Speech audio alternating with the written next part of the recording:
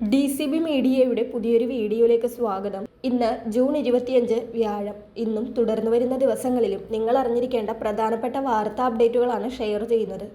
Channel ആദ്യമായി കാണുന്നവർ subscribe ചെയ്യുക, വീഡിയോ ഇഷ്ടമായാൽ ലൈക്ക് ചെയ്യുക, ഫേസ്ബുക്കിൽ കാണുന്നവർ പേജ് ഫോളോ കൂടി ചെയ്യുക. ആദ്യത്തെ അറിയിപ്പ്, സംസ്ഥാനത്ത് തിങ്കളാഴ്ച മുതൽ മഴ ശക്തമാകുമെന്ന് കേന്ദ്ര കാലാവസ്ഥാ വകുപ്പ് അറിയിച്ചിരിക്കുകയാണ്. ഞായർ തിങ്കൾ ദിവസങ്ങളിൽ ശക്തമായ മഴ കണക്കിലെടുത്ത് വിവിധ ജില്ലകളിൽ യെല്ലോ അലേർട്ട് പ്രഖ്യാപിച്ചിട്ടുണ്ട്. ഒറ്റപ്പെട്ട ശക്തമായ മഴയ്ക്ക് സാധ്യതയെന്നാണ് മുന്നറിയിപ്പ്. ഞായറാഴ്ച മലപ്പുറം, കോഴിക്കോട്, വയനാട്, കണ്ണൂർ, കാസർഗോഡ് ജില്ലകളിലും തിങ്കളാഴ്ച എറണാകുളം, തൃശൂർ, പാലക്കാട്, മലപ്പുറം, കോഴിക്കോട്, വയനാട്, കണ്ണൂർ, കാസർഗോഡ് ജില്ലകളിൽ ശക്തമായ മഴ കണക്കിലെടുത്ത് യെല്ലോ അലേർട്ട് പ്രഖ്യാപിച്ചിട്ടുണ്ട്. ഒറ്റപ്പെട്ട ശക്തമായ മഴയ്ക്കുള്ള സാധ്യതയാണ് പ്രവചിക്കപ്പെട്ടിരിക്കുന്നത്. അടുത്ത അറിയിപ്പ്, സംസ്ഥാനത്ത് സ്വർണ്ണ വിലയിൽ വീണ്ടും ഇടിവാണ് രേഖപ്പെടുത്തിയിരിക്കുന്നത്. പവന് 2040 രൂപയാണ് കുറഞ്ഞിരിക്കുന്നത്. ഒരു പവൻ സ്വർണത്തിന്റെ ഇന്നത്തെ വില 1,02,760 രൂപയാണ്.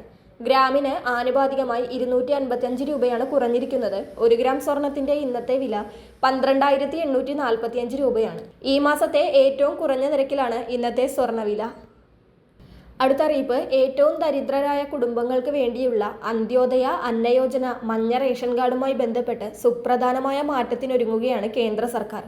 ഇതിനായി 2013 ഭക്ഷ്യഭദ്രതാ നിയമം ഭേദഗതി ചെയ്യും. നിലവിൽ ഓരോ അന്ത്യോദയ കുടുംബത്തിനും അംഗങ്ങളുടെ എണ്ണം പരിഗണിക്കാതെ പ്രതിമാസം 35 കിലോ ഭക്ഷ്യധാന്യം നൽകുന്ന രീതി മാറും.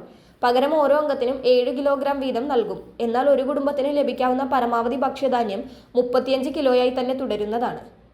അടുത്ത അറിയിപ്പ്, പാസ്പോർട്ട് യാത്രാരേഖയാണ് പൗരത്വം തെളിയിക്കാനുള്ളതല്ലെന്ന് വിദേശകാര്യ മന്ത്രാലയം അറിയിച്ചിരിക്കുകയാണ്.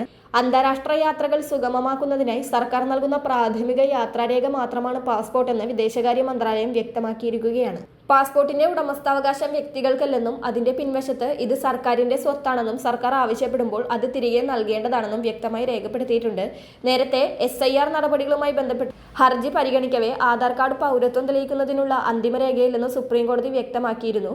ഇത് കേവലം വ്യക്തിവിവര രേഖ മാത്രമാണ്, വോട്ടർ IDയും പൗരത്വ രേഖയായി കണക്കാക്കില്ല. അടുത്ത അറിയിപ്പ്, സംസ്ഥാനത്തെ ക്ഷേമ പെൻഷൻ വിതരണം ഇതിനോടകം ആരംഭിച്ചിട്ടുണ്ട്. ബാങ്ക് അക്കൗണ്ടിലേക്കുള്ള തുകയാണ് ഇപ്പോൾ വിതരണം ആരംഭിച്ചിട്ടുള്ളത്. സേവന പെൻഷൻ വിഭാഗത്തിൽ നിന്നും പഞ്ചായത്ത് ഡയറക്ടറേറ്റിൽ നിന്ന് ഇന്നലെ രാവിലെ തന്നെ തുക കൈമാറിയിട്ടുണ്ട്. ഇന്നലെ വൈകുന്നേരത്തോടു കൂടി ബാങ്ക് അക്കൗണ്ടുകളിലേക്ക് തുക എത്തുമെന്നാണ് അറിയിച്ചിരുന്നത്. ആർക്കെങ്കിലും തുക എത്തിയിട്ടുണ്ടെങ്കിൽ കമന്റായി രേഖപ്പെടുത്തുക.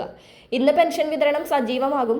ഇന്ന് പൂർണ്ണമായിട്ടും ബാങ്ക് അക്കൗണ്ടുകളിൽ ലഭിക്കുന്നവർക്ക് തുക എത്തിച്ചേരുന്നതാണ്. പെൻഷൻ വിതരണം ഇന്നലെ ആരംഭിച്ചുവെന്ന് സേവന പെൻഷൻ വിഭാഗത്തിൽ നിന്നും അറിയിച്ചിട്ടുണ്ട്. നേരത്തെ DBTയിൽ നിന്നും ആളുകളുടെ അക്കൗണ്ടിലേക്ക് തുക നേരിട്ട് കൈമാറുമായിരുന്നു. എന്നാൽ ഇത്തവണ പഞ്ചായത്ത് ഡയറക്ടറേറ്റിലേക്ക് തുക കൈമാറിയാണ് വിതരണം നടത്തുന്നത്. എന്തായാലും ഇന്ന് പൂർണ്ണതോതിൽ പെൻഷൻ വിതരണം ഉണ്ടാകുന്നതാണ്. വളരെ പ്രധാനപ്പെട്ട ഈ വാർത്താ അപ്ഡേറ്റുകൾ മറ്റുള്ളവർക്ക് കൂടി ഷെയർ ചെയ്യുക.